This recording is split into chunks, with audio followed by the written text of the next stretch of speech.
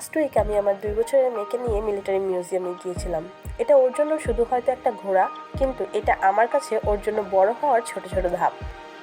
Research বলে বাচ্চাদের ব্রেইনে প্রথম 5 বছর সবচেয়ে দ্রুত ডেভেলপ করে। এই সময় ওরা এক্সপেরিয়েন্সের মাধ্যমে শেখে, শুধু বই থেকে নয় বা শুধু খেলনা থেকে নয়, ওরা শিখে রিয়েল ওয়ার্ল্ড দেখে। ও যখন বড় বড় জিনিস দেখে, নতুন জায়গা দেখে, ওর ব্রেন কোশ্চেন করে, অবজার্ভ করে, এইভাবেই thinking skill and curiosity grow করে।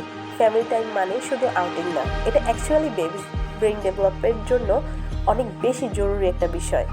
স্টাডি শোজ মা বাবার সাথে কাটানো কোয়ালিটি টাইম শিশুর language skill, emotional control and confidence build করে। আমি যখন ওর সাথে কথা বলি, এটা কি, দেখো বিমান, বড় একটা গাড়ি, এই ছোট ছোট কথাগুলোই ওর ভোকাবুলারি মেক করছে।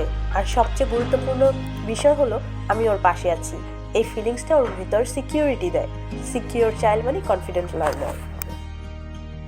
আজকে হয়তো ওর কিছুই মনে থাকবে না কনসিয়াসলি, কিন্তু এই মোমেন্টগুলোই ওর ব্রেইন, ইমোশন, বন্ডিং এই সব কিছুকে শেপ করছে। So this is not just a visit, this is us building memories and building her future.